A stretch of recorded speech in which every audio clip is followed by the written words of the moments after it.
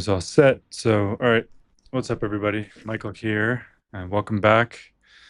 I'm filming live again with Gigi in Argentina. Gigi, you can say Hey, hi.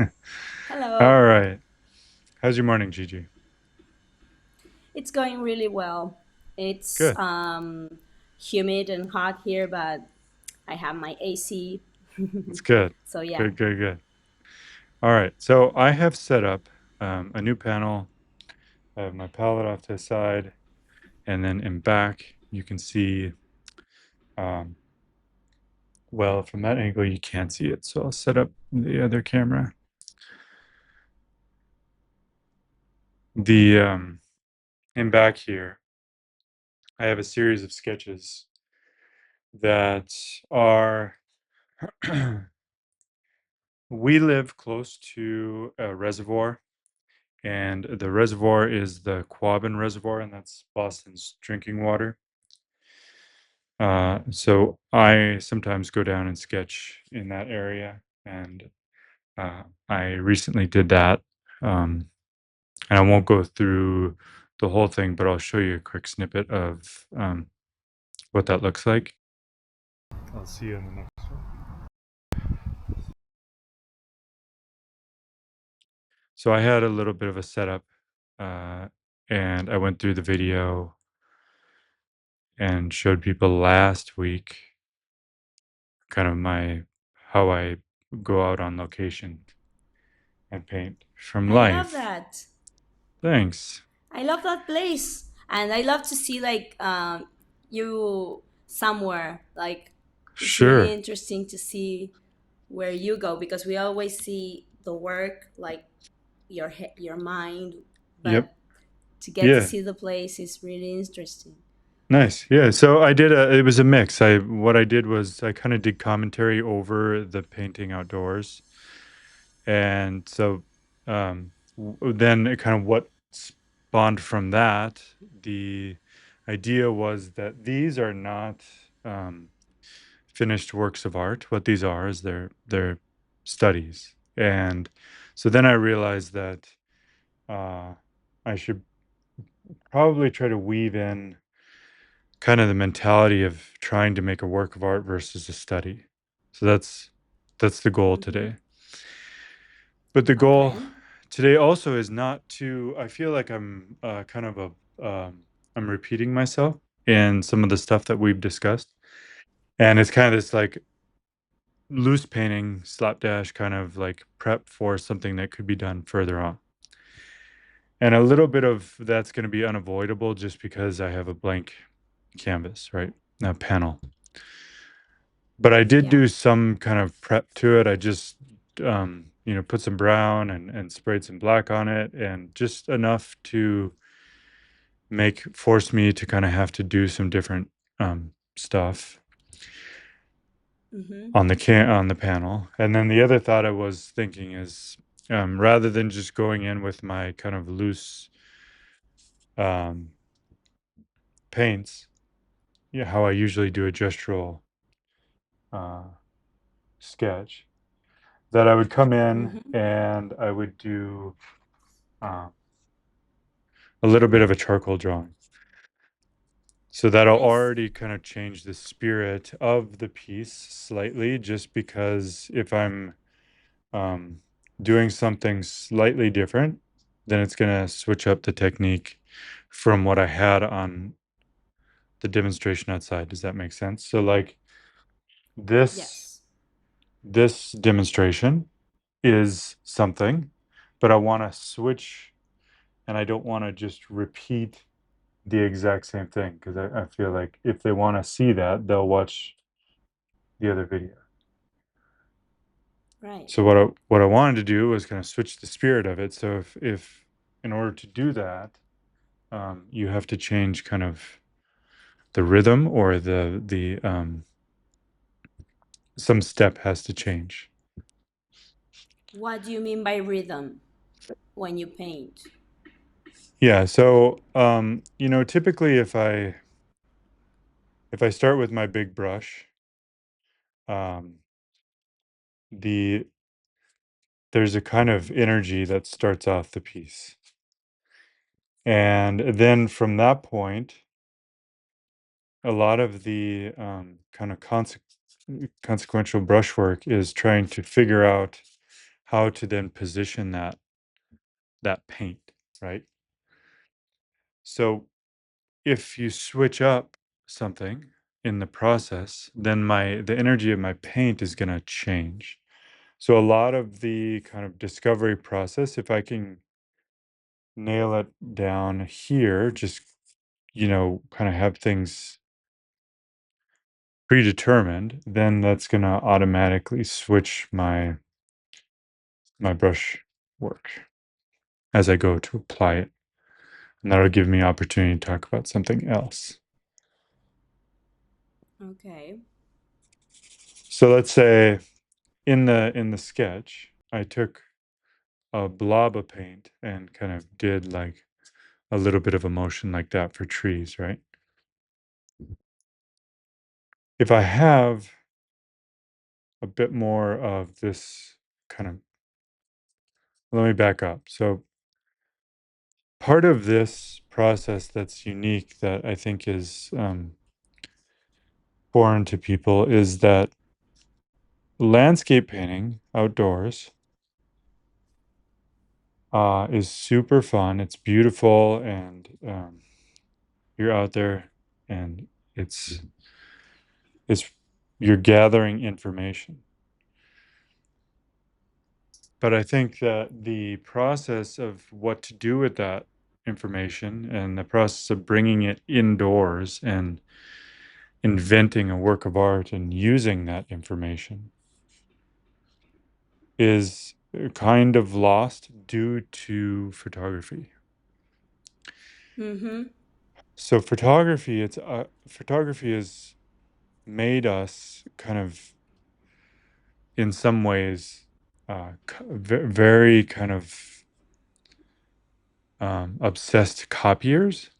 So it's always Yeah. about like what does the photo say? What does the photo say? And before we even begin to think about art, we have this picture somewhere off to the side, and it's kind of like determining in our mind even before we start like what what I'm supposed to do, because you have this quote unquote truthful photo sitting there kind of daunting you, and um and it really leaves very little room for decision making. Mm-hmm. Whereas when I'm doing these sketches, something like this or the other one, um you have this reactionary moment, but then I'm going to even move that because I don't want that to determine all of my decisions. I want it to be a reference. So what I want to think about is what I want the artwork to say and do. So no, whether there was in between the two sketches, in between these two, so the little one and the big one, there was a similar uh, you can see it. I can't balance it. So just maybe we've already discussed this, but those are Uh-huh. called studies. Yeah, that's what I call them. They can be called Okay. studies or sketches or in sculpture, it's maquette. What would be Mm-hmm. the Spanish term? Because maquette Yeah. sounds. Yeah, it would be borrador, but maybe an artist will kill me for saying that. I don't know if That's okay. draft is in Yeah, I'm English. trying to. So Okay, yeah. right. I think there is a. Boceto. Well, yes, Boceto. that's just about said as yes. You got it. Yeah. So it's that idea of like it's uh you gather together information to then be able to kind of try to tell the story pictorially or any other format. For me, it's a picture, right? So what I was so this this idea of like I look at those and I think I like them. This I like the atmosphere better than this one. This one's a little bit too chromatic. This one has a bit Mm-hmm. deeper kind of feeling to it, and that's what I'm. They were a similar climate. This one was slightly more cloudy. This is a little bit brighter, um, but very similar kind of thing. But if I'm gonna make a painting, I think it has to Wait, be and the still. one at the bottom, the This one was at the yeah okay. bottom is. That's a great question. So this was a totally different time of year, a different location, but I do like that as a work of art versus the ones on top. But I can't incorporate the sticks because I think the water is deeper here. This was a shallow kind of like grass was poking up, and but what I can do is I can say like, okay, this has a feeling aesthetically that I like. I don't want to change too much the actual light effect of what's happening up there, but I will try to kind of continue. Thank you for asking about that because that's Mm-hmm. I will try to pull in, kind of so to speak, pull in this like aesthetic or feeling into this new composition of what would be the top two sketches and see if I can make it look different and have a bit deeper. Like when we talk about beauty, there's different kinds of beauty, and there's kind of this like there's pretty, which can be maybe what the top sketches are. It's kind of like it's just kind of pretty. It's pretty colors and um but I really want to try to go for something deeper than that. And I want it to resonate with the viewer in a heavier way. Mm-hmm. And so in order to do that, I think that I just have to be really aware of it from the beginning and make that my goal as I kind of develop this. And that's what I guess we can talk about is how that's possible. Yeah. So I'm happy the that I understood what you meant by when you were making the comparison between the two studies. When you said, I like this one because it's less chromatic, and I got that. So I'm oh learning good. something. Nice. But it Excellent. does give, it's super clear how it gives like a feeling Mm-hmm. of, an atmosphere. Yeah. And um, you always make more than one, like to compare what's happening when you do a study. Um, Not really. This is just kind of, I mean, this is really not super planned, but it's kind of where I'm at. So I've done a couple, and I thought because I had released that footage of, this walk through here. So because I had released this, I figured, well, okay, I should probably talk about why I even kind of do that step. So what it did was it pinged kind of new information or new ideas to talk about. But then what I was kind of struggling with a little bit um, last night and this morning and before we started was I don't really love the two top sketches. I mean, I like them, but I don't love them. And I was definitely much more excited about the bottom one. And so then the again, I think that what people don't realize is, and I shouldn't say that all the time, but from feedback and what I think, like the vibe I get from people is that there's so much of this like kind of concept of having to stay truthful to either that moment, that sketch that I created, or stay, tied into the photo. But the reality and kind of the dawning of the creativity is like, well, if I want something different to happen, then literally, like I am the creator in this situation, and I'm guiding the picture along, and I have the decision to make something different. If you have a photo reference, if you have sketch references, none of that matters unless you're like pointing to the thing that you actually want to make. And so the main difference that I want to try to emulate or kind of capture is that it's really hard. You can't really see it in this picture, but I remember it when I was out there and I didn't capture it. But there is, let's see if I can zoom in. I probably won't be able to, but um, so there is this really subtle harmony. It's not really present on the camera, which is hard to explain. But there's a subtle orange note in here versus the gray, and you can see kind of obviously that there's two value differences. But the subtlety Mm-hmm. of color of this violet and this orange, and that's not really coming across fully in the video. So what I wanted to do is I wanted to emphasize even further. I wanted to really push and try to say like, well, if that moment was happening in nature and I remember it, I want to try to press into that because so that's why I did this darker kind of underpainting because I want to try to kind of pull out that the subtle differences of um, that warmth.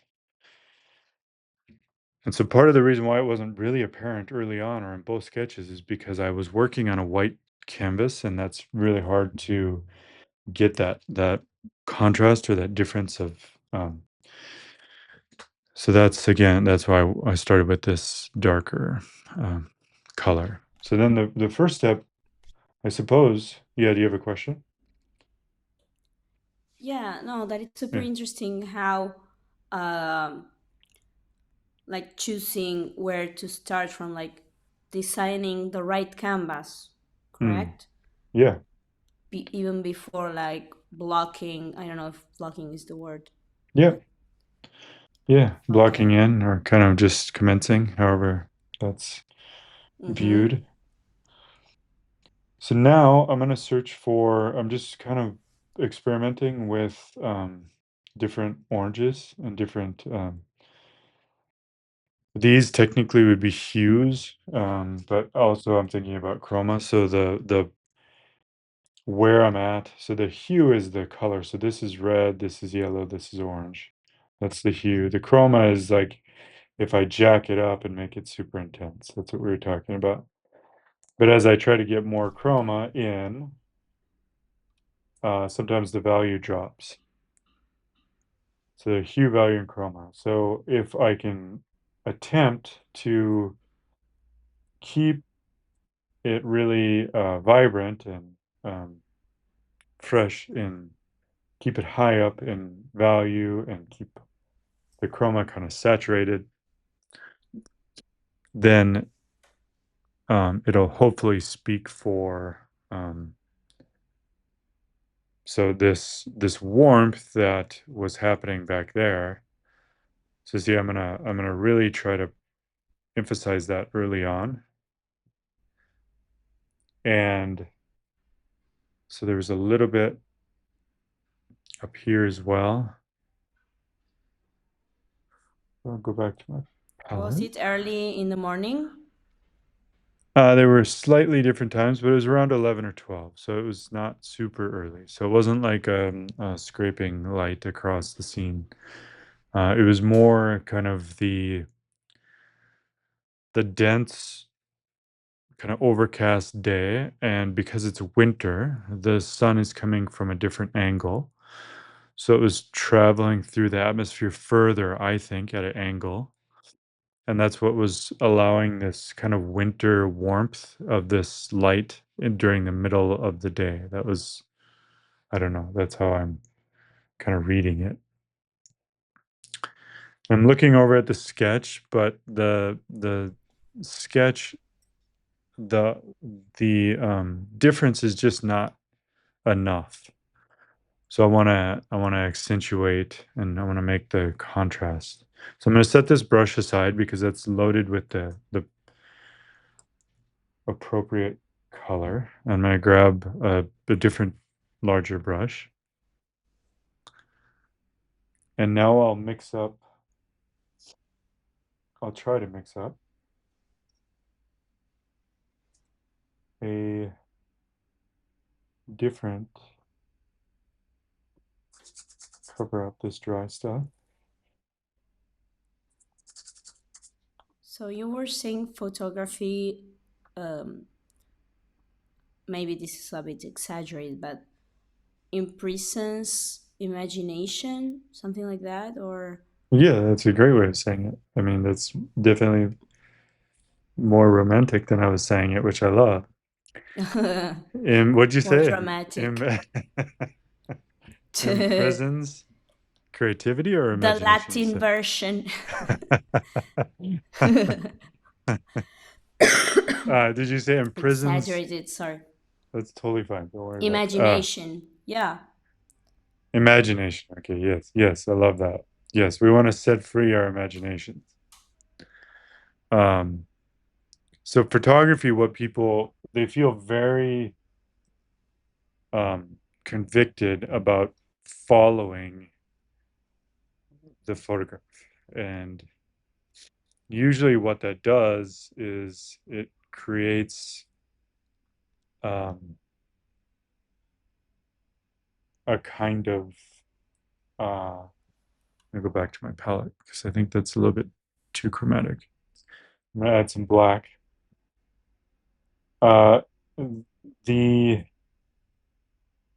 I wanted to start out more chromatic because I was definitely sensing that and feeling that out there. But I think one of the things that is happening in my uh,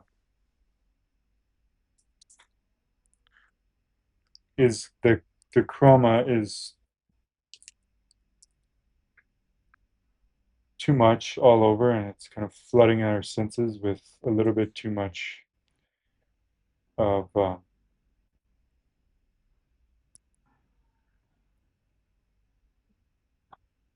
too much. I used to call it like when I was really young. I used to think of it as kind of cartoon color. Hmm. So cartoons, there's hardly any neutrals, right? I mean, that's Right. seems like they're like really pretty vibrant Yeah. across the like every kind of the shirt, the face, everything is usually very chromatic. And Yeah. so when I would look at some of the impressionist stuff, I thought it was very kind of cartoon looking. So I think in order to Hmm. get that deeper aesthetic, uh, you want to be sure to incorporate the neutrals. And so here, because sky is soft, I'm going to go through and kind of connect these sections.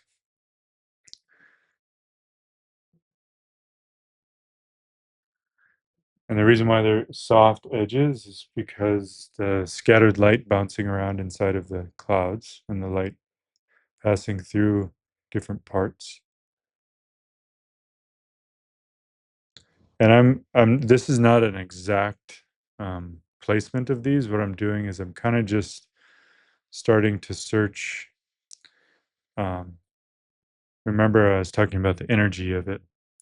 So what I'm doing is I'm just laying up paint in a way that uh, thinking about the composition, trying to stay truthful to kind of the experience that I had, but altering it pretty significantly enough to where I start to feel like I'm headed on the right path. It's super, super dramatic right now. Like I can already see. A little bit more of that other one, right? Um, yeah. Yeah. So what I'm like imagining is, so imagine, yes. so we're the, the atmosphere, the landscape. All I'm thinking about is if we're on a ball of, you know,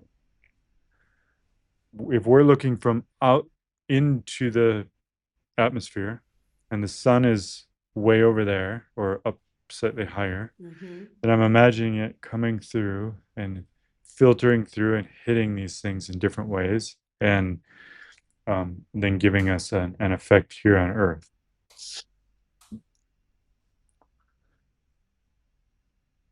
And so That's much great. of painting today is done again, like if you think about um, what was mentioned with like if I take a photograph in that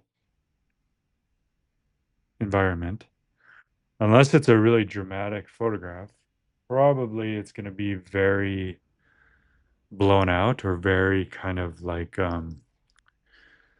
all of the soul, all of the poetry is going to be sucked out of it because it's a mechanical thing.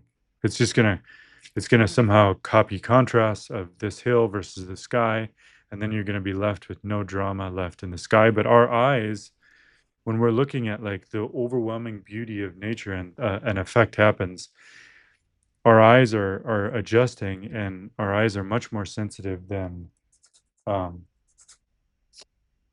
the Yeah. photo. You know, the photos can get really close if you're a really good photographer. Obviously, you can capture that emotion.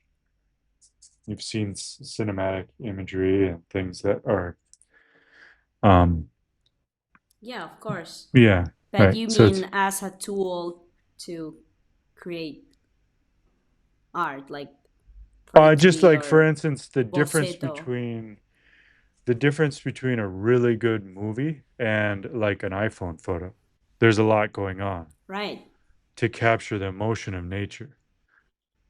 There's all kinds of filters and all kinds of like after effects that they're trying to adjust the information that came to the lens. And so um it's I suppose in a similar way, um like what I'm trying to do is I'm trying to pull out the feeling that I had when I first kind of walked upon the scene, and there was this, it was a really cold atmosphere and there was this kind of light effect that was really beautiful, but as I started to paint it, it I feel like it averaged out. So in other words, like um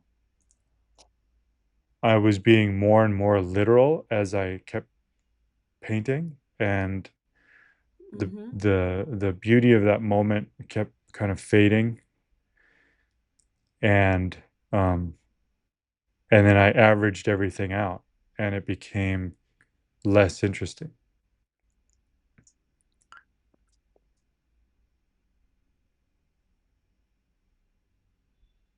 I don't know what that was. I just heard something in the studio.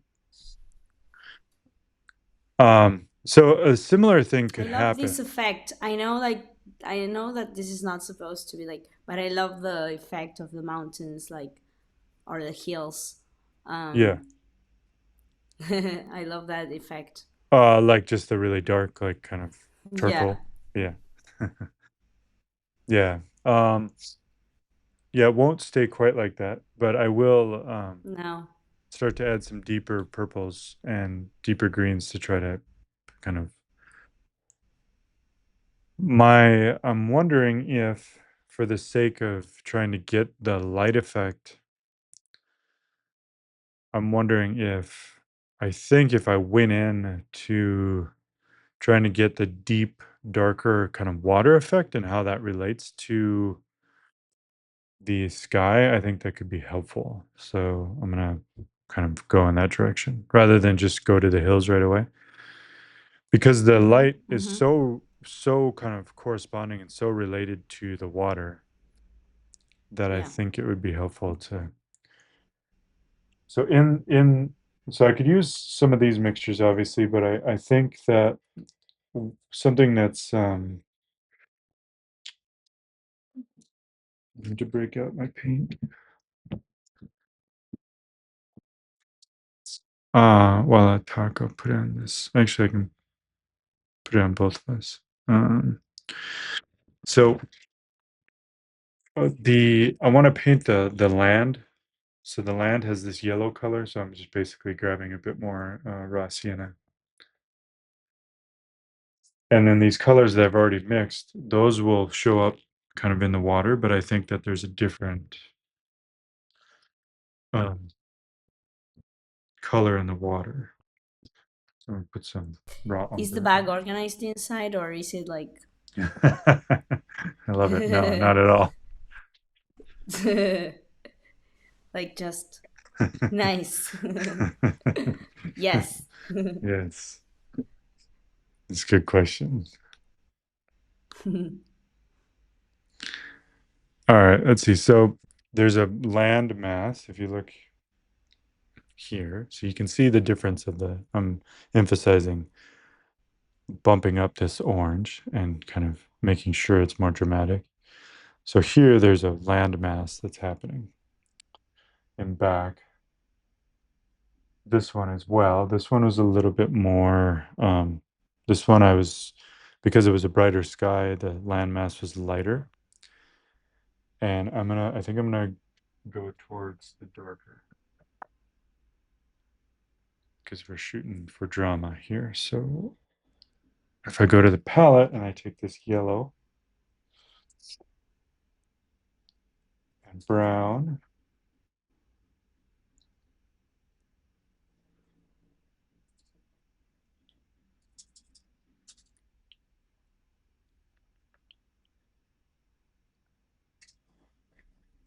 so start, you can see the difference between the sky and this color. So that's pretty significantly darker. Yeah.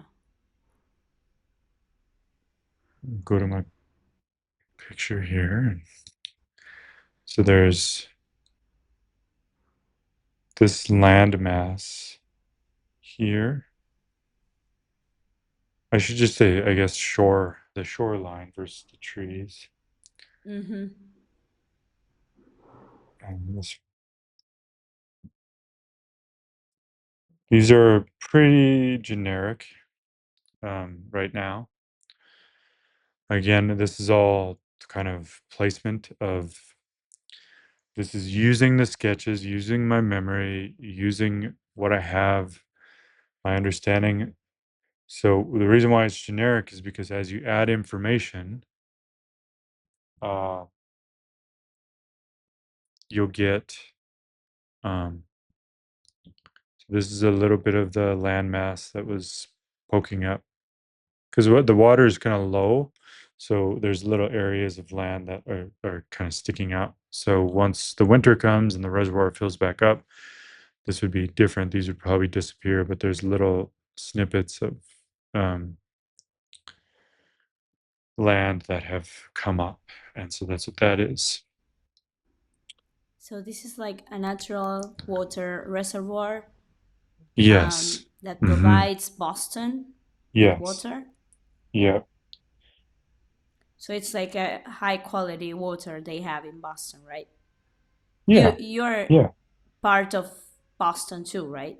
Sorry, I No, don't we're know. actually, no, it's totally fine. We are, funny thing is, a lot of the local residents get upset because there was, so in the 19, and they have complete, I mean, I understand the kind of the anger that they have, but in the 19th, turn of the 19th century, uh, Massachusetts was growing, particularly Boston, and by the millions, and they needed more drinking water, fresh water, and they had two reservoirs in the state, I believe, and they kind of went for it. They needed a third, and they needed a big one, and so they went west in Massachusetts and went to the western part of the state and found untouched, kind of beautiful land and created a reservoir. So the Swift River would go through here, but there was not the water the body of water that there is today. There actually used to be four very small towns. And through eminent domain of the government said, "We're buying you out. You have to get out, and we have to make this reservoir because Boston is growing so quickly." So I had to switch to your face. Whoa. Yeah, like No, so how yes, poor people. well, so yes, they were very. These are like you know families that had been there for a long time. This was a very kind of remote part of the state, and the 19th century was remote anyway. So if you're familiar with Thoreau um, and his writings about what is it, something pond. I don't even know it. Maybe it's Thoreau's pond. I don't know what it is, but he lived outside of Boston. He was a 19th century author and kind of poet, and he wrote about the beauty of nature and versus the industrial kind of onslaught Hmm. of um, Henry David Thoreau, I think his full name is. I've read some of his writings, not a lot, but I'm um, going to Google right now. yeah. And so there's a pond that he lived at, and he would talk about the needs of man and kind of our desires of trying to and kind of occupying our time and energy. And it very much corresponds with social media and all the crap that we kind of fill our minds with today. But his was just more talking about like um, money and building and kind of like the society of the city versus um, kind of being out in nature and having a simple life. But it very much, yeah, corresponds with some of the stuff that's happening now with like digital, particularly artificial intelligence. Yes. Yeah, a lot of people are going to find that. Also back then it was like industrial revolution. Yep, yep. So So it was like it's a very similar, common topic. right? Yeah. And it's interesting because like truthfully, I mean, the more money you have, the more responsibilities you have, and the more energy kind of gets sucked out from just hanging out, really kind of enjoying life. And oddly enough, if you look at time as an asset, I mean, everyone is more or less kind of, unless it's a tragic scenario, everyone is more or less kind of gifted with, somewhere between 40 and 80 years, if, a good situation. And so, it's amazing how much gets emphasized on money. I know we need it to survive, but if you think that everyone is just given like 40 or $80 and everyone in the world, there's 8 billion people and everyone gets 40 or $80 and it's kind of like you just have to spend that wisely. It makes it a lot more fair, and it also makes you think about like how do you spend those dollars? Like if there's some other, so how do you spend that time? How do you spend that year of your life? If I spend it enjoying nature, if you just, I know that the survival element of money is it's in the equation, so it's hard to kind of talk about this without like, and you're welcome to chime in whenever you want. But Yeah. if we are obsessed with getting more, let's say, um, to make it personal, like for me, if if I have a Patreon following of say 100 people, it's about what I have. I have like I have more free subscribers, but it's like paying subscribers are like 100. Mm-hmm. If I only focus on trying to get 1,000 paying subscribers versus just enjoying painting and making content and whatever, um, point being is that if you have millions of dollars and you don't enjoy a single, like if you don't just sit back, and that's what Thoreau was kind of trying to emphasize, is like there's all these things in Right. nature that are presented before us, the flowers, the animals, the just the atmospheric effect.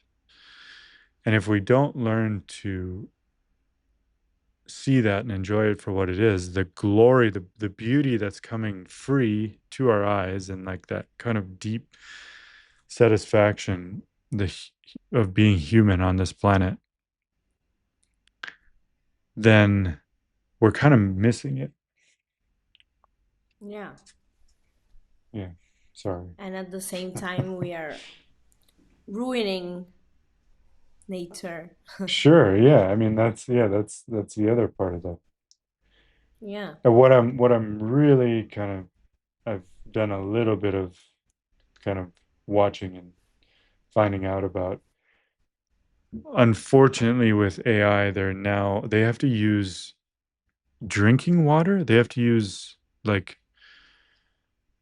they have to use our water resources to cool off these big, massive industrial like warehouses that they're building to power the artificial intelligence, Whoa. which is horrendous. That's super scary and Oh sad. no. Yeah. Yeah. So like in areas like I think it's West Virginia is having issues with. There's a lot of these kind of I don't know why that name is not coming to mind right now. The big um, they're not power plants, but they're data centers.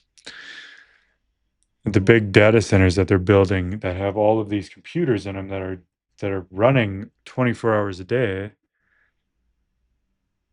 they are using drinking water. And that's a huge issue. That's not Yes, it that's not is. good. Yeah. No. Like, So well, it was always said like water is petroleum uh, from the future, okay, you sure. know? Yeah, yeah, yeah. It's really crazy. As smart as humans claim to be, we're on the precipice of like finding out just how stupid we actually are. Because in the end, it's all for Hmm. money and power. And if you Yes. don't have drinking water, the amount. But they, honest, again, I won't get into this too much because it's. But they don't care. It's that nobody cares as long as you're on top. It's like a very kind of bleak. Um, as long as they have drinking water enough for whatever they want to do, then the rest of the world can suffer. Yeah. It's really, uh, I'm using AI a lot. And learning Uh-huh. this is like, Yeah. oh. And everyone's using it. Hundreds of millions of people are going to use it, and it's unfortunately the it's one of those things where it's like we can't go back. It's we're just like all marching into our kind of destruction unanimously, and it's really unfortunate, but that's I don't know what much you know I don't know what to say. It's Yeah. yeah. And like I said, this idea of like 40 to 80 years, you just I won't go on too much. It is what it is, You just got to enjoy your life and Yeah. try to. All right, let's We see. can't So, fix everything. can't fix everything. You only have a limited amount of time on Earth. So so this was the brush I was using for the water. This was the brush I was using for the sky. So now what I need to do, because I've muddied the, I'll clean my brush, come back over here, and I have to get Why do this. you have two different brushes? Sorry to interrupt. Why did you It use two different brushes? I normally just kind of have a handful of brushes. Um, you know, whether it's like something like this, but in this case, because it's a little bit bigger picture, I needed to have um, two bigger brushes. So I just wanted to keep those kind of separate, and also because it's such a um, distinct kind of. If I need this to be separate and more dramatic, and I was evening out too much. Part of the reason why maybe it was evening out is because of the brushes. And if I was using the same brush, maybe it was getting somewhat muddy, and maybe it was just not. Um, I need to be a bit Yeah. more specific in this kind of, if I'm making a work of art versus a study, I have to be a bit more careful and make decisions. So whether or not this is happening, I think it could be cool. I want a little bit of this light hitting the water over here. So you remember on this other sketch, it was happening, but that was a different effect. That was kind of smooth water. And now it's obviously the same body of water. It can act in a similar way, but in this case, the wind was blowing and it was making the surface Mm. planes of the water behaves different. And so if some of those moments of refracted light can kind of be reflected and come back to us in a way that is it's feeding off of this, then I'm emphasizing, kind of I'm playing into, I'm making it more dramatic, like what you said. I can't remember, but I'm freeing up the imagination, right? So Yeah. I'm saying like that may be kind of a compositionally cool, interesting thing. So I'm gonna go ahead and incorporate that. And now I have to make Go. them, yes, I want to make sure you No, sorry, ask, it was yes. a question from before, but go ahead and I'll ask later. I'm just mixing up the background mountain color. So what was your, or the background hill? What was your question? No, that I it wasn't clear to me if you get to drink this water or not. Oh, oh. Sorry. We don't actually, but we have groundwater that's Oh. very similar. It's not this water, but our groundwater is from the well, and it's very similar. So in one way or Mm. another, it's from this region, and it's not physically this water, but we have a similar kind of makeup composition of our drinking water. So yes, more or Mm. less. Um, so now I'm going to put in. So I'm thinking about this note back here, and so this is not dark enough. So I have to mix up. I have to mix up, and I have to continue to make this more dark, and see how we end up. So this is, I'm gonna add a little bit more cobalt blue and magenta, and go back and try to restate it. So this is the kind of, so this is really far away. This is the reason why I'm shooting for that uh, kind of blue color is because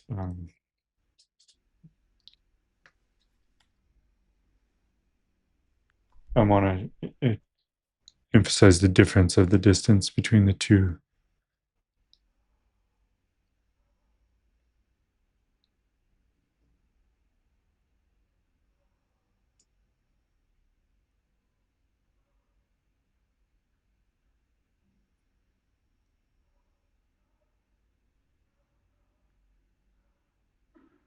Um,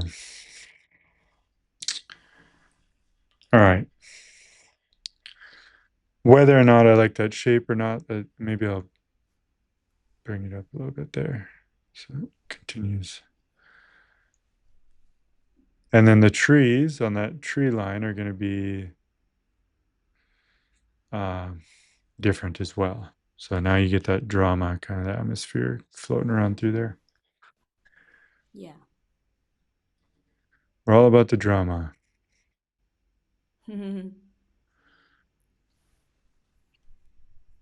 Some of these brushstrokes I like, but I just to try to continue on with the idea of this being a finished picture as opposed to a sketch, I have to try to see through. I'm always kind of letting the brushwork take over. And even though I like that, I think that people like to see a bit more realism just because it's interesting. Mm.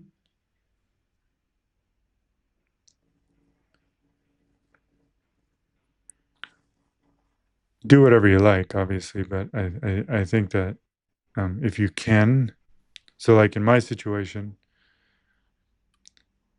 if I if I can paint something realistic, and I have in the past, I think there's a certain amount of, and people will probably disagree with me on this, but I think there's a certain amount of, I don't know, like a little bit of responsibility or pressure to actually make it good, as opposed to just kind of loose and lazy. But there's, that's a that's a conversation that we had that I'm sure that you could go on forever about. But wait, like if you do it loose and lazy, Mhm. it won't look realistic, right? It'll have a different quality to it. So it'll have more of an abstracted kind of beauty of brushwork and the forms of the actual brushstrokes, and which is its own beauty. But I think oftentimes what people are searching for is kind of a clear answer to beauty, be, because they want to experience it, and that again that goes back to like film, or like people, they could just go outside and see beauty, but sometimes they just need to watch a movie because they need to see it translated through the eyes of someone else to really appreciate Ooh, that's deep. it. Sorry, I'm not trying to be deep this morning. But yeah, like I immediately think of how interesting it would be to portray someone that cannot appreciate beauty, that can only Mm, appreciate beauty, like yeah, I like in that. You go a into the narrative. Yeah, you go into the character, right? Very yeah. interesting. Good stuff. All right, so now if we hold up this again, so see there are differences of um, how I'm kind of pulling out and portraying this scene, and being selective of decisions. And now, but what now I need to do is there's different kinds of effects occurring through this hillside because there's different trees and different land masses. And so that's Ooh, triggering. I can't just do a solid kind of dark note. There was three colors actually happening. There was a deeper, um, cooler color. There was a red, and there was a dark green. So I'm not entirely sure, as I was saying that, I don't know what the kind of cooler color was.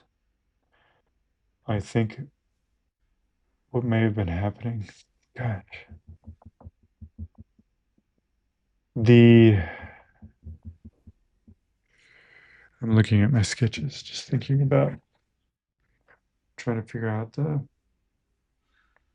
So here you can see, yeah, what's So up? you didn't take pictures. You didn't take pictures like I didn't, not because for of this. this.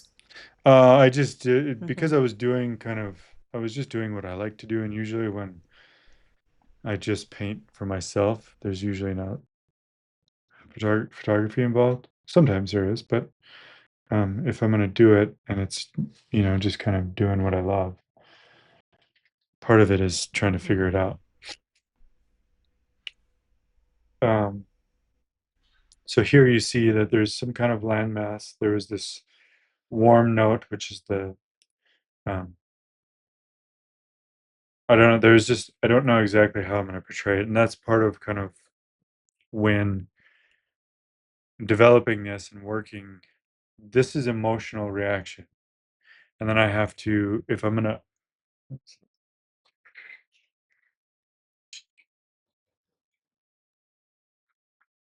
sorry, um, Yeah. if I'm going to translate this properly, I have to have a game plan. I have to understand what is occurring. Otherwise, um, it's just going to be like sloppy brushwork. So what I'm hesitating on is I don't know if the distance of this moment of the hill, I think is farther away. It's the same makeup of this stuff, but the only reason it would get cooler is because of the atmosphere between it. So like this landmass could be a mile long. It could be several miles long. And so what I was seeing in front here is that the trees, there was a warm kind of tree, which is a different kind of, it's a dried up, the leaves and the dirt, etc., all the stuff. That's a different kind of tree than the fern or the pine or whatever was in. But the stuff in back is going to be the same makeup. It's just going to be further back, and it's going to take on this effect. Hmm. So that's what I'm going to do. I'm gonna put first. So I'm going to go to my palette. How are we doing on time? We're about an hour in. We've Yeah, been it's recording an hour. 5 past. Yeah. Yeah.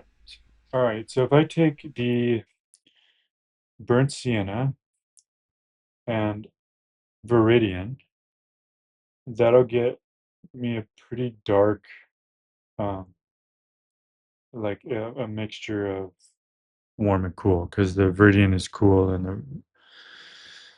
so if I put that, the bottom of the tree line was dark,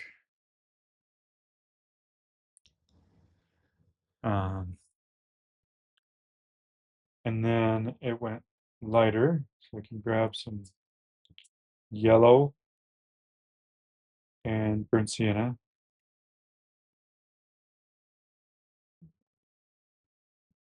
but it went lighter, and it wasn't really chromatic, but it was. So I need to add something to lighten it up. So this green here added some of the King's Blue light just rather than the white, just to keep it maybe a little bit. So if I can put some of this down for just a second, I think that that's still in the camera. It's coming across as being pretty dark, and um, but it's But actually because of the, yeah, it's just the exposure of because of the the. dark background. Yeah. Well, it's both. It's the dark background, and it's hard to capture. It's always hard. If I adjust the lighting, you can see it a bit better. Yeah. Where it's, yeah. So I just bumped up I digitally exposed it lighter. Um, so we'll see. I think that that's too light and too yellow. So then I have to come back to this and add some dark green.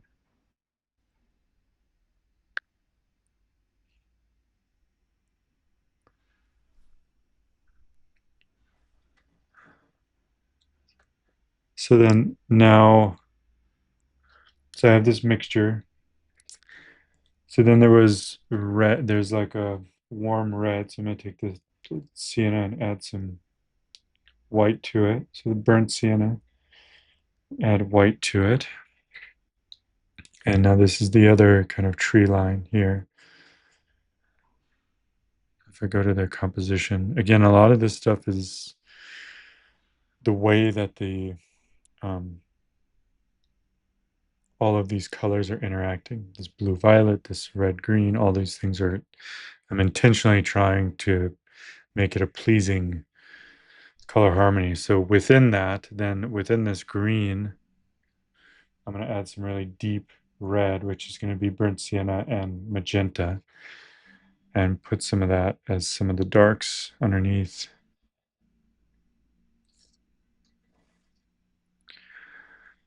All right, and so then it gets into the stuff that's further away. So I have to go and mix up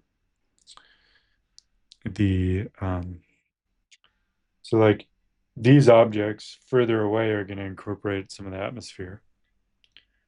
So I'm going to take some of this blue and just I haven't mixed anything. I'm just taking the blue and I'm using the blue to then create the atmosphere of this hillside.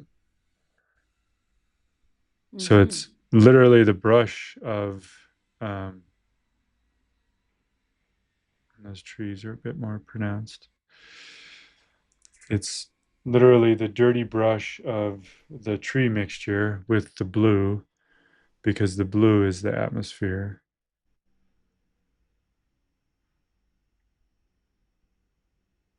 And that'll come.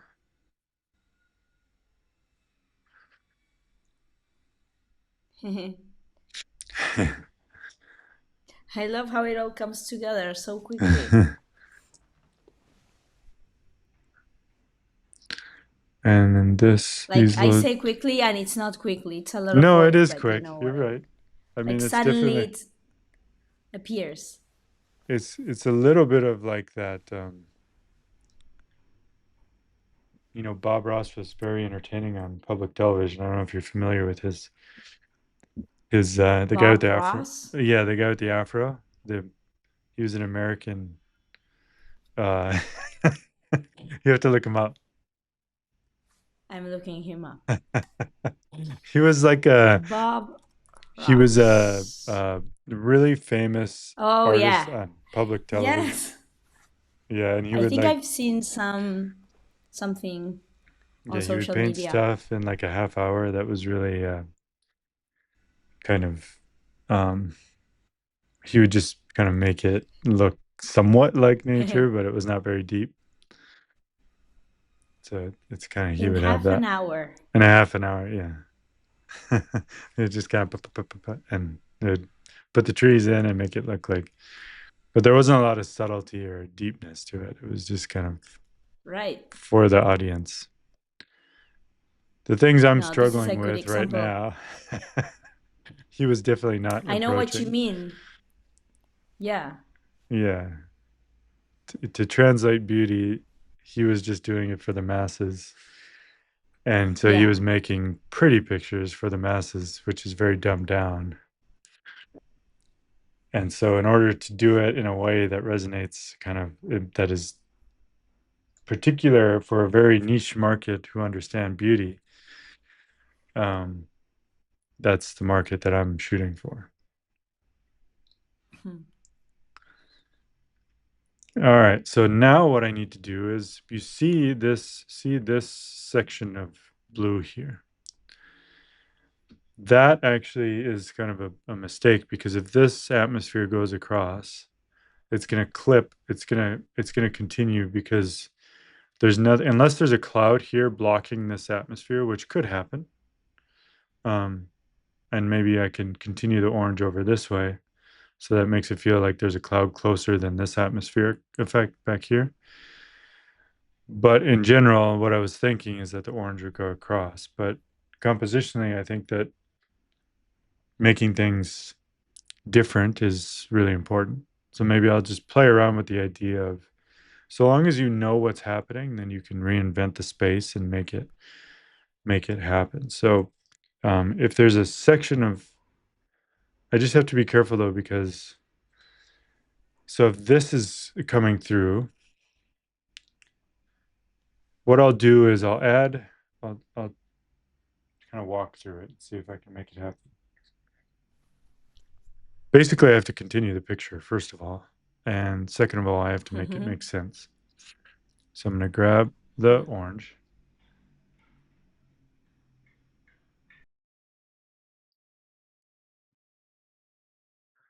and come back to my picture. So if we have, what I'm thinking about is if this overlaps, if these dark trees overlap the orange, it could be really cool. Mm. So I definitely want that to happen. So have this orange back here, the same orange, go, um, in front of these trees. That's really dramatic because the trees would then create. And if this light continued up kind of over in this section, that's conceivable and possible. So this is through here, this is that warmth. So then if there is going to be a cloud here that's blocking some of this atmosphere, I think it has to be a denser cloud and it has to be a little bit darker. And I think I could potentially pull it off in the composition. So what I'm going to do is, before I put that dark, denser cloud, I have to put some of the distant sky in. So I'm mixing up the this color that we had before. That's kind of this neutral blue. And I'm going to put in the distant clouds as well. So those go back here.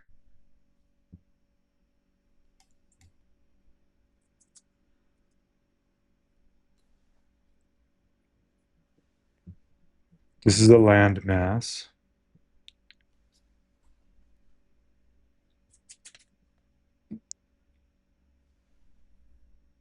So this cloud is going to be over top of this. So this is going, I'm just putting this distant, calculating each step of the way so that it makes sense. See, so hopefully the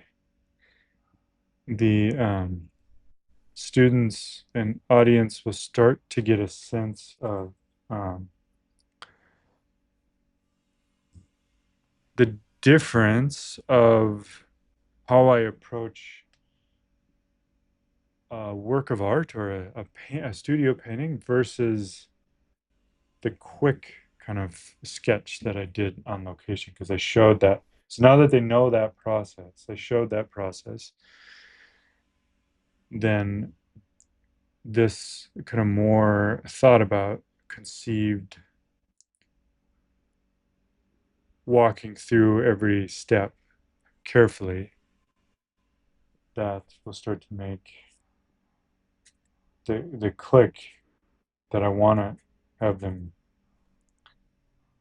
the kind of the aha moment or whatever, the click of like why painting outdoors is um, separate and distinct from painting indoors. Mm-hmm. Also, light. You don't have that much time with the same light, right? So. Yeah, so like this light effect would have been very quick. It would have kind of come and gone in probably like about 15 to, I don't know, maybe a half hour, maybe a little bit longer, but it depends. Because when I walked up on the scene, it was definitely maybe like maybe this effect was happening for a little bit longer just because it wasn't a sunrise effect. It was the angle of the, because of the season. We're approaching December 21st is the shortest time of the year, so it's the sharpest angle of the, so at that moment it would be traveling through the most atmosphere, I guess. Um, Mm-hmm. just naturally, like at 12 o'clock in the middle of the day. Typically at 12 o'clock on a summer day, it's super clear and you don't get any atmosphere because the sun is just coming straight through. But what happens is when you get the bend of the earth and the angle of the axis of the earth, and so during the middle of the day, it started to get this kind of weird, almost like sunrise effect. And it's Right. not like we're in Alaska, but I can kind of emphasize it slightly and play into it a little bit. So was the sun was still coming up at that time? No, it was up. It was just these other kind of factors happening that were making Mm. it uh, behave different, and I'm accentuating it for the sake of the Hmm. for the picture. I need to put in blue because this I want some of this blue to come. Take the.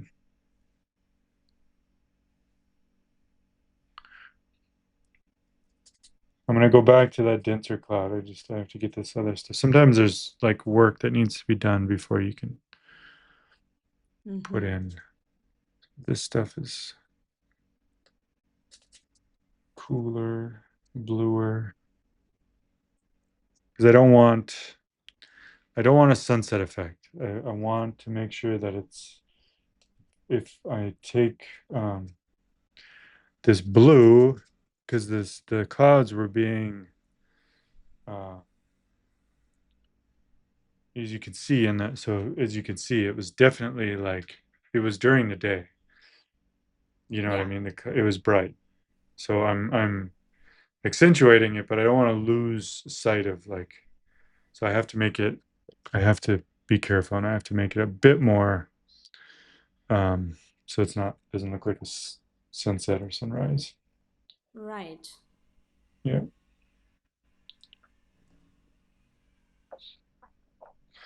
so I'll add a bit more of the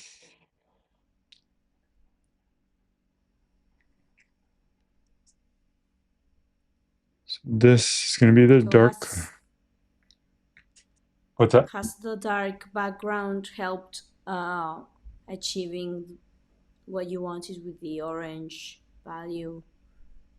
I think so. Yeah. I think what it's done is allowed the the contrast, the aesthetic to be there from the beginning.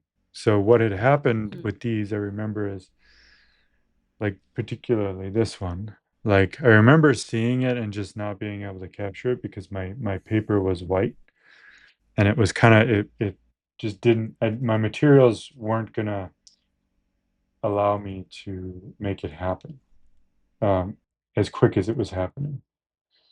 So I kept going based off of like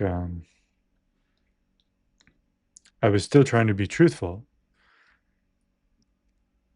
It was just um, I was a little bit limited by the situation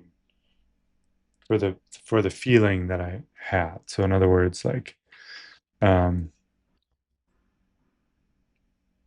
the knowing that the paper was white, I had to just kind of give in a little bit and say like this is what this is basically um, what I have to work with, and I have to be okay with that.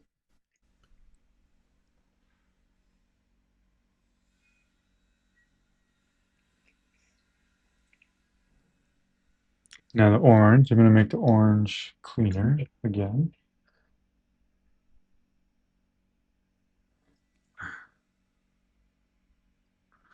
I don't keep forgetting if I'm on a split screen or here. Make this orange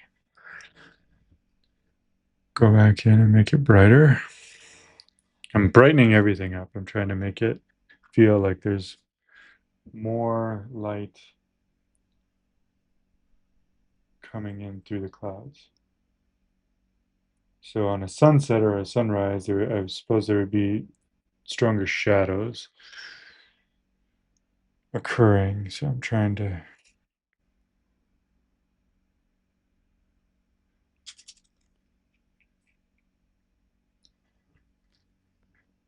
Now I'm going to scrape. Go ahead.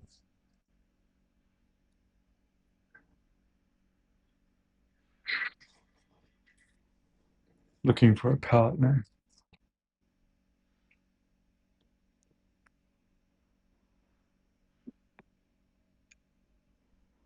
Well, I haven't told you something. Yeah. What's up? I'm Last week I had my first Netflix appearance Oh, you did. um, Congratulations. in a show. Yeah, That's amazing. it. Yeah, I'm so happy. It's very short. Uh-huh. my What friends, was the my what was the friends are part? like, no, it's just a very brief scene. Uh-huh. I'm like, it's not an extra, but it's like because I had to say something and I learn was gonna to say, do you have a line? Yeah. rehearse. Uh-huh.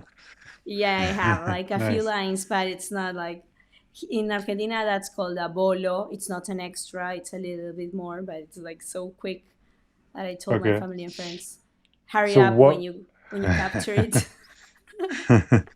so what was the situation with your part leading up to like who were you and why was it like a kind of a quick. It was like the show is called Envious, and it's um it's like the main character is a very famous actor here, and she's walking with a stroller. It's her niece Okay. and the baby inside, which was a doll, which I was so everything was surprising to me, like, oh, a doll, Mm. they are using a doll and it's so realistic, and I Mm. was looking at it like, I don't know if it's real or not. And I'm Because just of a the level mom of walking the with. because of the level of the production? Yeah, Okay. Yeah. yeah, because of the level of the production. I was Okay. shooting in the street, and fans coming over to Or this her other. and asking Okay. for. Huh. Yes. Wow. No, not to me, not to me. uh, and the guy from the, gossip channel Yep. asking her questions in the middle of the. So it was like a whole Interesting. thing for me. It was like Yes. so interesting, yeah. But it's Kind not of. actual. Well, it wouldn't be fair with myself if I said it was not acting, but you know what I mean. It's like, It was a smaller part. So yeah, I was super nervous. so that was actually the context of the scene, or was that some of the stuff that was happening, like It in was real life? just So in other words, to. did you describe the scene to me, or did you describe like your experience of it? No, that was real life. Yes, right. That That's was what I real thought. life. Okay, so what was the And the scene? scene itself, yeah, sorry. The scene was, she's walking in the street with her niece, and the show is called Envious, and she's jealous of everything. So I'm walking with my two Okay, kids, okay. and I ask her, "Is that your kid?" And she says, "Yes." But it's not her kid, it's her niece. And that's it? So yeah. That's awesome. I love it. All this for that. Yeah, yeah, And then yeah. that's great. And then so like so what were some of the complexities of your kind of character? So you had to have attitude. Was there humor involved, or was it like what was you just had to Humor, yeah. yeah. Yeah, humor was like she's the star of the show, and she's very humorous. So she's like, what I was very amazed by how she works. Like, she was very quick. She she we had a quick rehearsal Okay. before shooting, and she suggested two changes that made everything better. Hmm. Then the scene was longer, actually longer, but it was cut to something shorter. So Okay. my job was to be supportive of her being able to be the funny one, like Yeah. And I was did they just a show you mom. like walk away? So it was like body movement, kind of the way that you walked? Was that or was it more Like, the way they you said it, didn't.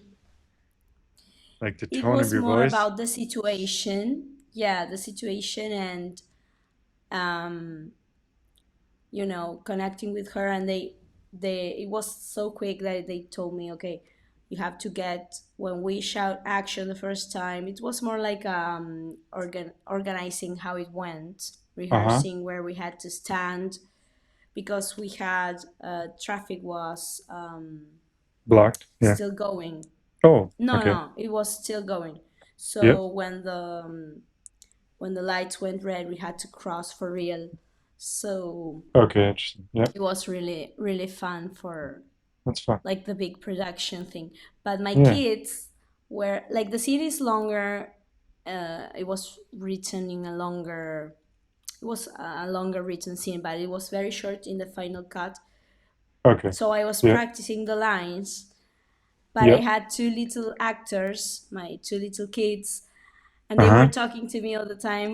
And they were like, I was like, I am so nervous, but I'm going to just be supportive because they are also nervous and happy to be here. So I was like smiling to them and answering to them and tying their shoelaces, but at the same time in my head, the lines, the lines, the lines. Interesting. So interesting. Yeah, that's Yeah. neat. 'Cause that so it was almost like Yeah, but there's, you were acting twice. You were acting to control your psyche, right? To yeah, hold yourself and then to and like, working with her because I yeah. was nervous to meet her too. Like, I am not a big fan, but she's a big Uh, deal here, and okay. I was very excited to work with her. And now is this a recent, is Um, she kind of recently on the scene? Is it something that she's kind of starting to get how is she known in Argentina? Just because of Netflix or because of this show? no, no, she's been known for a long time. She Okay. was married to a big producer. Okay. That's not why she's known here. But Uh-huh. on top of her talent, she She's in that was married world. to a big Yeah. producer.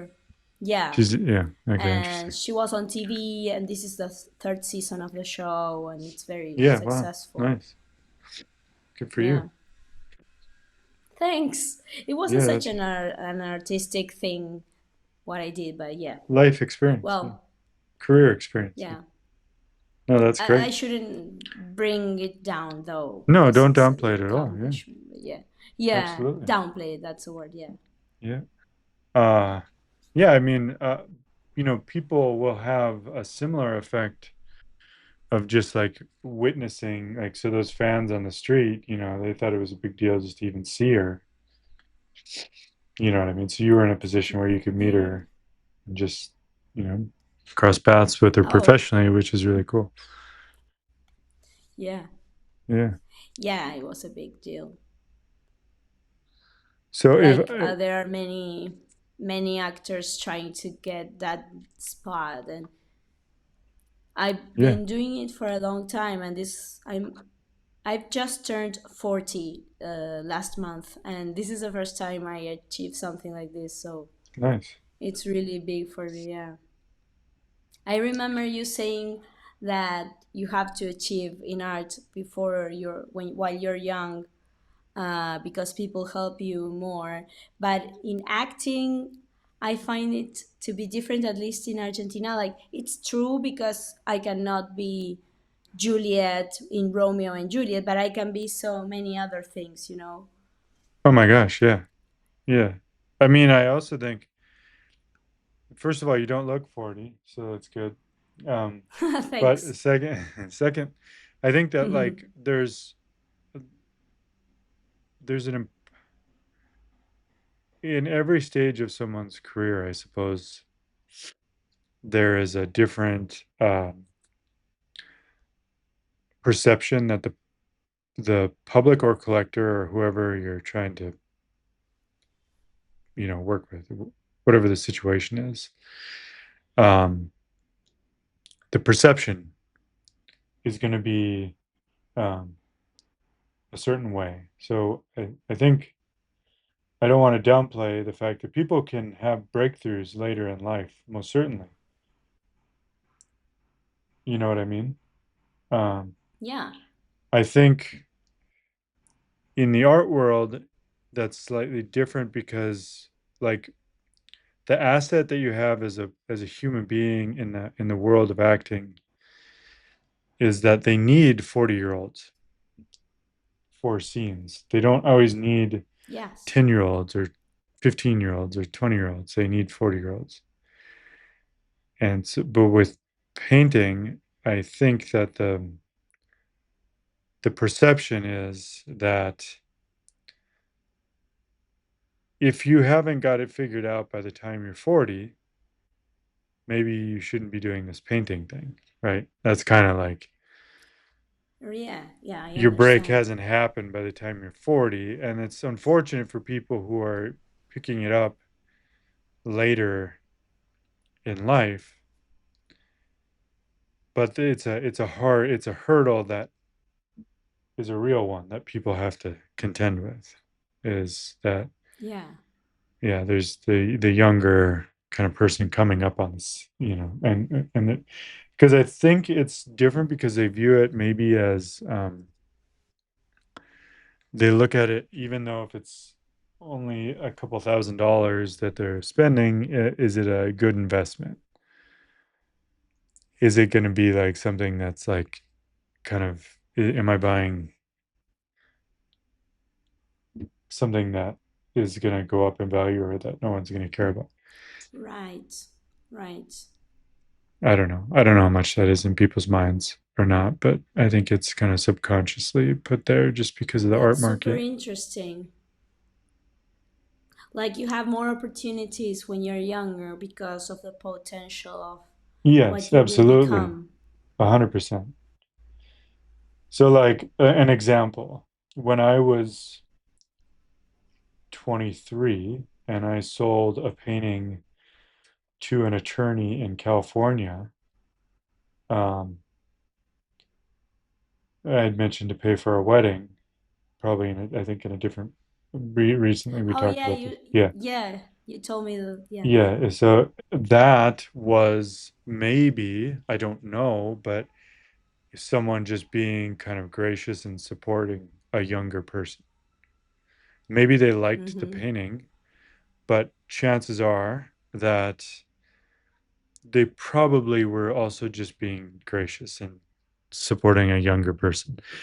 Now, could I have done the same thing if I Or were? they really liked your work. It's possible that he just really liked the painting. I don't know. I don't want to I don't want to say that the painting was not of that quality to where he could have just fallen in love with it. But I think that deep down there is something about the idea that I was younger and it was Mm-hmm. just someone helping out. And but anyway, that's awesome. Congrats. Thanks. Yeah. It was I a think big it's deal. actually a But at the big same deal. time, I downplay it because if people go and see it, it's super short, but it's a Of big deal course, yeah. actually. So it's kind of so is it a big deal that productions in Argentina are appearing on Netflix? This is not a new thing, but Okay. it hasn't been going on for so long 10 years, either. maybe?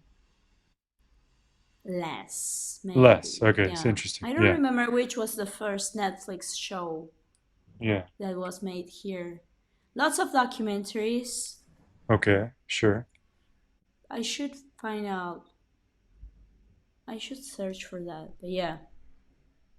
But I can see Netflix is doing like very lots of local They're doing lots of stuff, right? productions in different countries. Yes. Yeah, they're just like flooding. There's just anything and everything. Yeah.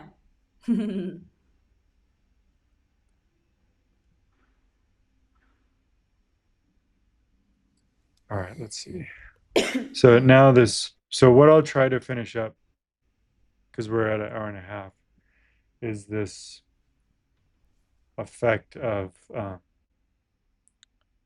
the, so if this is more chromatic, I'm going to make this a little bit greener and a little bit darker. Well,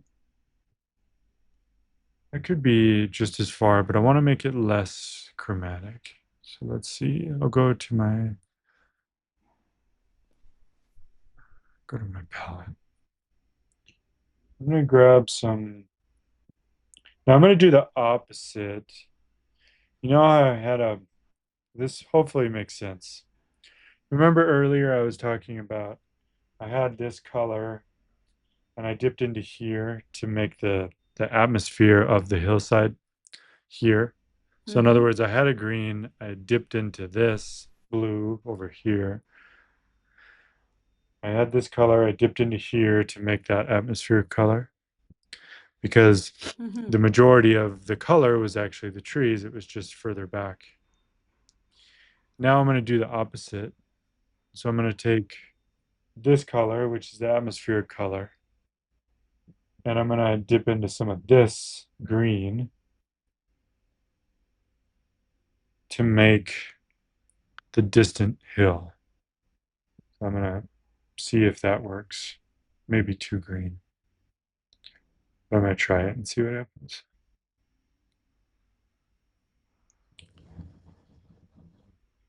It's just slightly too green, so I'm going to go back to a little bit more of this.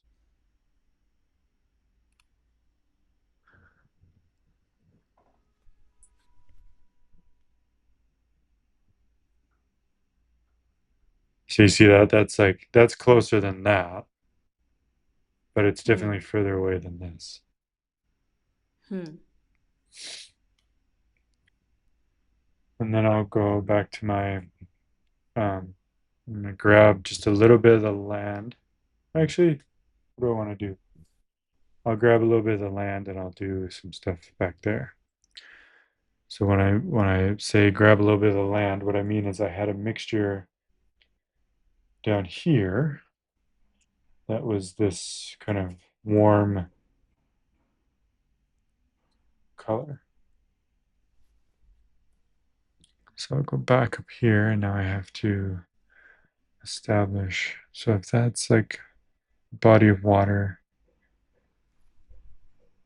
there's going to be some land back there. And then there's this stuff here, the bank of and this is here. These are pretty dark. I probably should add a little bit more light, but I could do that next time. I want to keep, I want to keep the drama going. I can just mix up a little bit lighter.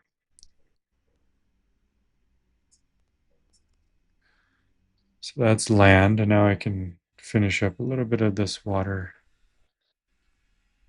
clean out the brush.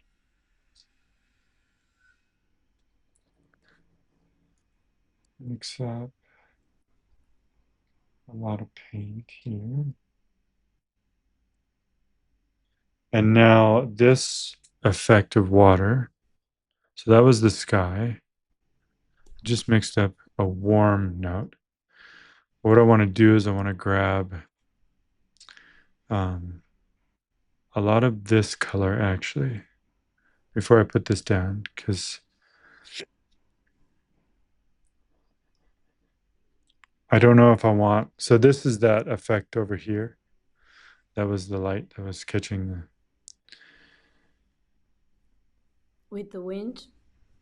Yeah, just the ripple of the water. Um, I don't think I want to repeat that over here just because it's if you do things just kind of repetitively just to try to kind of I don't think it depends on basically what I'm talking about is like composition and design. So I could have a really light orange here doing the similar thing, and that would cause a kind of beautiful light effect on this section. Trying to figure out how much I'm straying a bit from this picture, but uh, I have a little bit of the land that I was emphasizing being lighter. And then in this Hmm. one, the land is a bit darker. Maybe a little bit of that light effect was occurring here and here of that light coming there. Um, I'm sorry. Usually in art, you don't like talk through every step. This is kind No, right?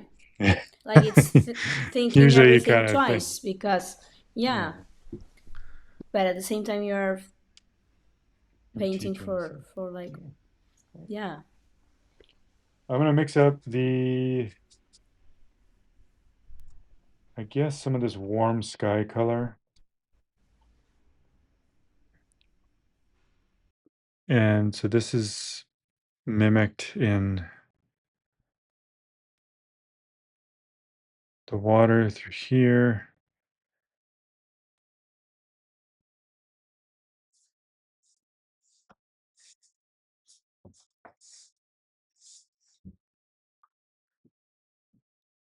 Um,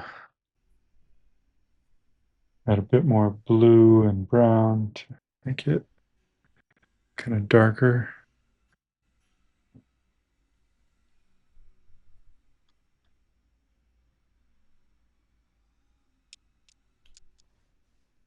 I don't know. I don't know what I'm, because it's just to kind of move forward a little bit. The composition basically is I'm gonna use this land mass in front. There's gonna be lots of next time. So I'll save it until next time so we actually can continue the conversation. I won't paint it, I promise. Um, so a lot of the light effect in the water is going to be kind of the focal point of the picture, even though right now we're focusing on back and back. So a lot of the effects of the water in front interacting with this landmass here. So if it was just a picture that was divided like this, maybe I would put the white up there. But I'm actually wanting to reserve that note of white down here in the, I know it's hard to kind of understand, but so I think for now, um, I can make an indication of these trees and I'm gonna call it, I'm gonna stop because we're there. Um, so all I'm gonna do is just grab some dark brown, green and brown, and I'm gonna go up and I'm gonna kind of stipple in these trees here. So there's in the trees, there's a vertical, and then there's the stuff that gets added to it, right? So you get the vertical, vertical, and then I take some brown and green, and I come through here, and I'm just gonna kind of like make it into a tree. And that's kind of like the Bob Ross thing. But if it's done in a way that is actually The Bob Ross thing. if it's done in a way that can be kind of beautiful, then it can still work.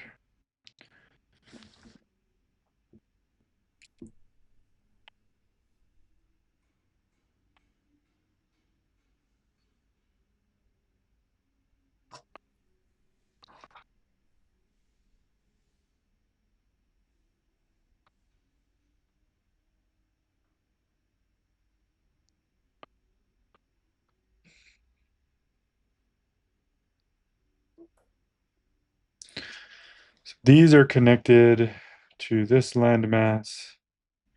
This one, the really tall one, should be more connected to this. This will be darker.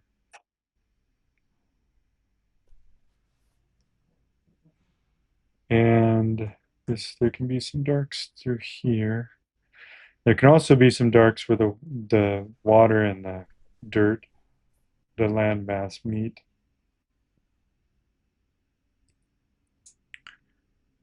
And then there can be some lights.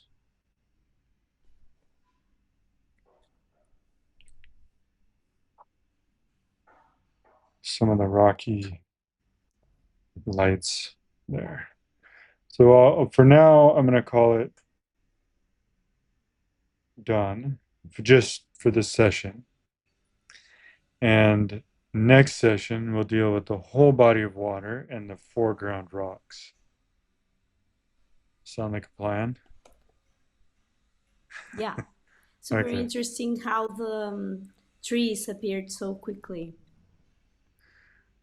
Yeah, Like it, came um, together. it appears. Yes, it comes together. Yeah.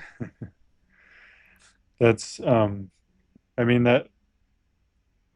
that's not really normal. And I'll just admit that like normal situation, people probably don't paint that fast. So like I just it happens to be that I kind of know what I'm doing, so things can kind of come together quickly. Um, Yeah, but that happened because you were working a lot of time on the other part. yeah, yep. So this, I think we're at a good point in this composition. I think I'm achieving the kind of drama. I don't know exactly if I'm achieving the same time of day, but at this point, I've kind of thrown that out the window a bit, and I'm going after more of like the effect that I want. So it's possible that this could be something that would happen at like in the winter because the sun comes up later. It would be like around 7. I see this all the time when I go out and do the stuff with the chickens. So Oh, like at about 7 o'clock, this effect is happening. It's just it's when I went out and painted, it was a it was a different light effect. So, but what I'm trying to mm. do is I'm trying to imagine the temperature. So like actually that's a little bit of acting speaking of, because what I'm trying to Mm-hmm. do is I'm trying to imagine like being out there, it being cold, the light coming through the atmosphere a certain way. And so like I'm really Yeah, like trying to re-envision like what it would actually honestly be looking like, and I'm reinventing it in my mind and trying to make a really beautiful, stunning picture out of it. So yeah, that's yeah, super interesting. cool. All right, Gigi. I think that was successful. Maybe Yes, we'll see you next it was time. very nice. Okay, so next Yes, time I promise thank I'm you. not going to work on this until we come together again. I've committed to it. So, but yeah, so we'll make it happen. Okay, sure All thing. right. All right. Thanks for joining. Until next time. Till Take next care. time.